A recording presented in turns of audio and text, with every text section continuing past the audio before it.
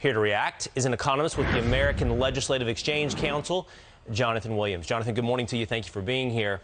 Look, good morning. We can talk about the ridiculousness of the name Inflation Reduction Act, but I would really love to explore with you the actual impact on middle-class families. What will this bill do? Well, as always, greetings from the land of make-believe here in Washington, D.C., and we're talking about this idea of supposedly reducing inflation with proposals that got us into this problem in the first place, such as raising taxing and spending. And so things like the ideas in the package to raise business taxes, to raise taxes on fuel. Let's not forget, businesses don't pay taxes. People pay taxes, including the middle class.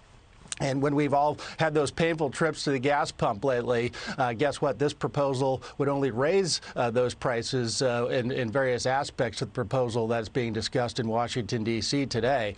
So once again, more of the same. This is a crisis of overspending and overtaxing. We're not just facing the inflation problem, the highest in 40 years. We're facing a problem of loss of economic growth at the same time.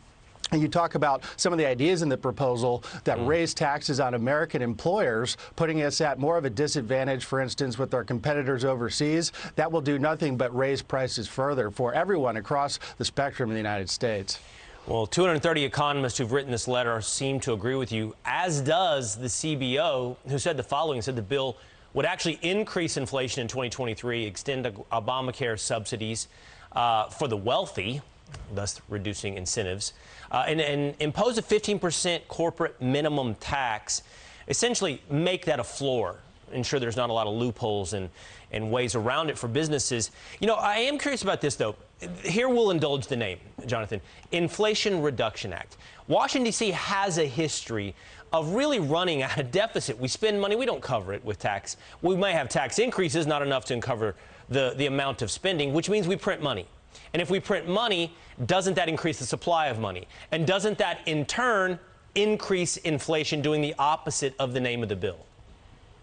Bingo. And what we need is going in the opposite direction and actually cut spending in Washington. It's clear we don't have a problem with a lack of tax revenue here. We've hit record tax revenue numbers time and time again in recent years, but we just spend faster than the taxes are coming in. And this is a huge problem. You know, let's look to common sense, what's happening in the 50 states. In fact, 49 out of the 50 states, a lot of people don't know this, have balanced budget amendments in their state constitution or in state law. Washington needs to take a page from the successful stories of what's happening at the state level.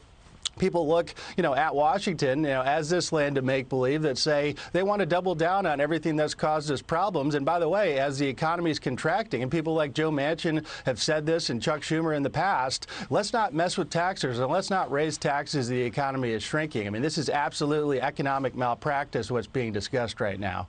We mentioned it last night here on the Fox News channel, but you can usually tell what a bill is going to do by its name and assume it will do the opposite of the name of the bill. Inflation Reduction Act. Expect the opposite. Jonathan, thank you for being with us this morning. Thanks for having me. I'm Steve Ducey. I'm Brian Kilmeade. And I'm Ainsley Earhart. And click here to subscribe to the Fox News YouTube page to catch our hottest interviews and most compelling analysis.